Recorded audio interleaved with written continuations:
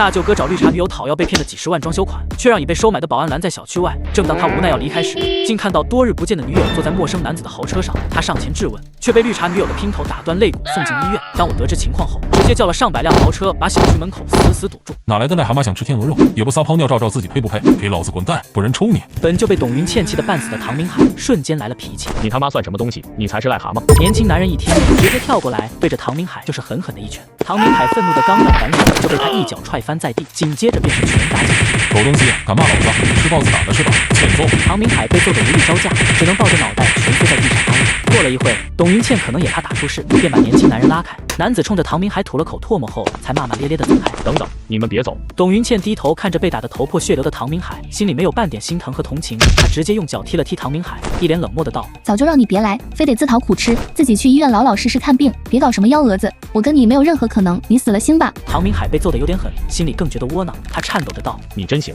可以，那把我的钱还给我。”董云倩做出一脸不解的样子问：“什么钱？”“就是我们用来装修房子的钱。”“不知道你在胡说八道什么？那不是你欠我的吗？凭什么还给你啊？脑子有病！”唐明海听得头晕目眩，他不敢置信的道：“你还我的钱，那是我妹妹的钱，你不会准备把那笔钱给黑了吧？”此时年轻男人又跑了过来，对他狠踹了一脚，然后用力踩着他的脸道：“还你妈还！废物东西！别说没警告过你，以后不准再来找芊芊。我不管你什么钱不钱的，再让我看见你，腿给你打断。还有，你要是想报警，想告我们，尽管去，看有没有用。不是老子看不起你，就你这样的小瘪三，不配。”“走吧走吧，不跟他一般见识。”董云倩拉着年轻男人上了车，跑车从唐明海身边驶过。没多久，保安过来道：“唐先生，你把车挪一下，我们小区门口都被你堵死了。”唐明海从地上爬起来，要多狼狈就有多狼狈，他恶狠狠地看着保安。怪不得你先前装不认识我，原来是跟董云倩穿一条裤子的。唐明海跌跌撞撞地走到车旁，明白董云倩已经交了新的男朋友，要跟他掰了，而那笔钱可能也没有办法要回来了，因为当初董云倩死活非让他从银行取了现金，说这样方便他转存到别的银行。我可真傻啊，原来他早就做好了把钱黑了的想法。想到这，唐明海忽然狠狠给了自己一巴掌。我真是实在太蠢了，为什么没有早看出这个女人的狼子野心？他不甘心地抬头看向小区内部，他知道自己追求许久的女人，此刻也许正被那个男人搂着。赶紧的，抓紧把车挪走，没看到后面一堆车要进吗？赶快的，别挡着道，开个奔驰就想泡马子，真把自己当回事了。就是啊，现在遇到开跑车的，吃亏了吧，傻缺。唐明海越听越想死，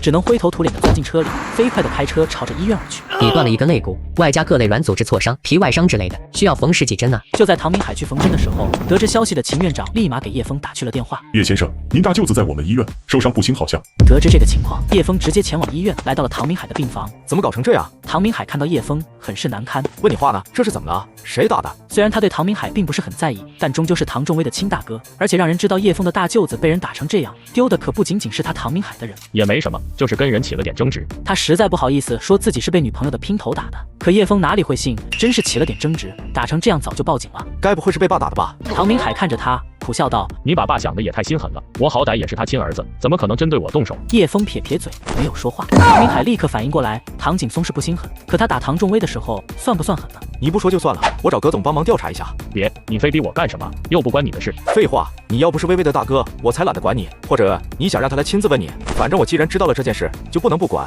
免得以后微微怪我不帮他哥。唐明海很是无奈，但也知道如果叶枫执意要查，肯定能查出来。没办法，他只好把刚才发生的事情说了一遍。叶枫听完，一脸讥笑道：“你不是说我勾搭他吗？怎么现在变成他勾搭别人了？”唐明海脸色通红，之前对叶枫的误会一时半会也解释不清楚，他只能低着头道：“你想笑话我就尽管笑话吧，反正我今天丢人丢大发了。不过你那几十万得想办法要回来，我挨揍没事，不能把你们的钱也给坑了。”叶枫不解地问：“什么几十万？”唐明海又把之前从唐景松那拿回来的几10万被董云倩骗走的事情说了一遍。可让他惊愕的是，叶枫却听得突然笑了起来。你在笑什么？你不生气？气什么？气你们好心当做驴肝肺嘛？这对我来说，其实好笑多于气愤。唐明海一脸复杂地看着他，心里明白自己一家人做的事情的确很搞笑。行了，去洗把脸，然后去帮你找回厂子。就算你不要面子，我还要呢。再说了，还有几十万在他那，我可不喜欢被人占便宜。唐明海不知道他想做什么，也有些犹豫，该不该让叶枫帮这个忙。叶枫看出了他的迟疑，你不用想太多，我是去要钱的。如果你觉得跟董云倩见面会怯场，也可以不去。男人嘛，偶尔窝囊一次也没什么大不了的。唐明海一听这话，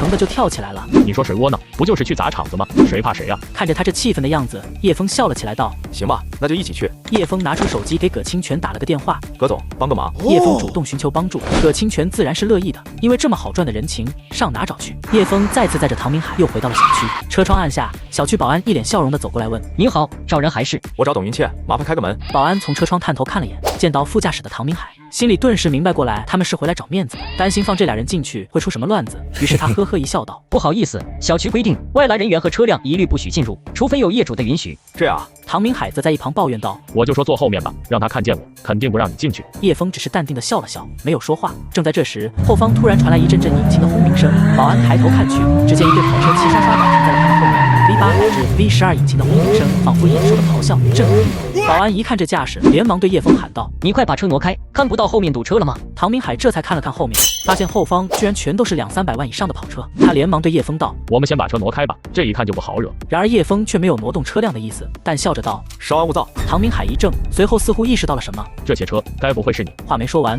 引擎声再次轰鸣，后方又是来了几队跑车，乌压压一片，足足有数十上百辆，把小区门口堵死死的。这把保安都惊呆了，他哪里见过一次性这么多辆的豪车？而这时，这些跑车里的人竟然在同一时间开门下车，都冲着最前方这辆奥迪 A8 去。叶先生好。叶枫从车窗伸出一只手挥了挥，这些人立刻回到了车上。唐明海呆呆地看着叶枫，此时他才明白过来，叶枫打算怎么带他找回场子了。你也看到了，后面堵车，如果你不让我进去，这小区恐怕是一辆车也进不去了。保安这才回过神来，之前他收了董云倩500块钱，保证不让唐明海进小区。可是谁能想到，他阻拦的人竟然可以带来这样庞大的一个车队，他根本惹不起啊！他咽了咽口水道：“对，您说的对，我马上开门，马上开门。”谢了。小区闸门开启，叶枫直接将车开了进去，后面的跑车也是一辆接着一辆往里冲。